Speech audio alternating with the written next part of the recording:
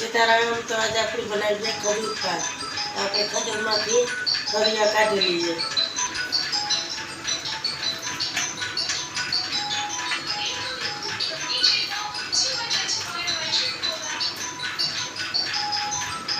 આ રીતે એક એક કરીને બધા ઠરિયા કાઢી લેવાના છે.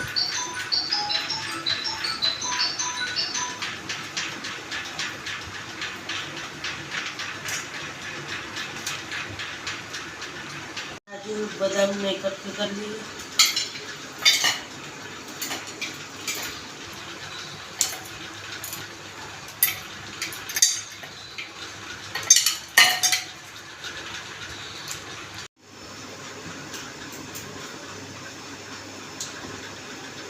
આપણે બદામ કટકી કાજુ બદામ ને કટકી કરી લઈએ. મિક્સરમાં ખજૂર કાઢી લીધું.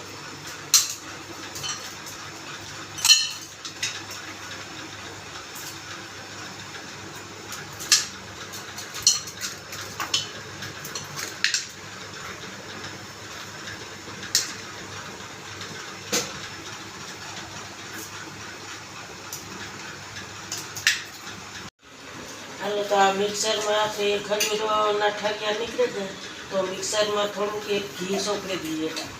મિક્સરમાં ખજૂર કાઢવાનું છે પેસ્ટ કરવાનું તો ઘી સોંપડી દઈએ તો સોંટે નહીં ને આસાનીથી આપણું નીકળી જાય.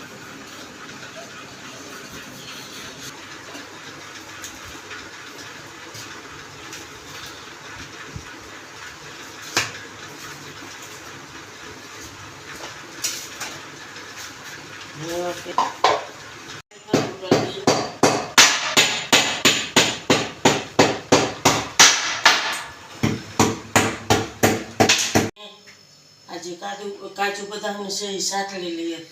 ગેસ ચાલુ કરી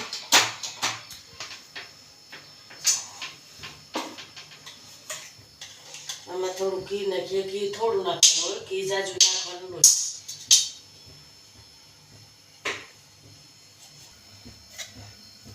કાજુ બદામ સાથે લઈએ ને એટલું જ ઘી નાખવાનું બસ હોય.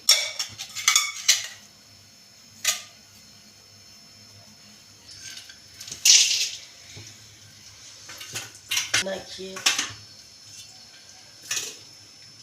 ઉપરથી નાખવાની. ગરમ થઈ જાય ને થોડોક એક બ્રાઉન કલર આવે ને એટલો જ શેકવાનું હોય, બહુ કાજુ શેકવાનું નહીં.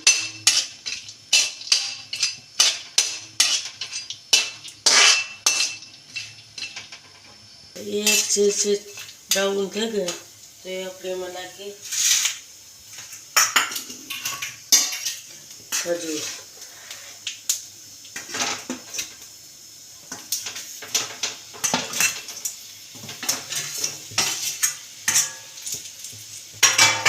થોડું ધીમો કરી નાખીએ. એમાં નાખીએ કિસમિસ. થોડો જાયફળ પાવડર અને ફૂટ. આપણે એકદમ મિક્સ કરી લઈએ. ધીમો કરી નાખીએ.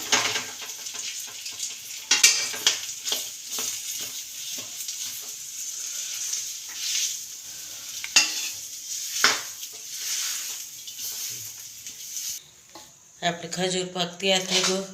એવા થાળીમાં ઠાલવી લઈએ.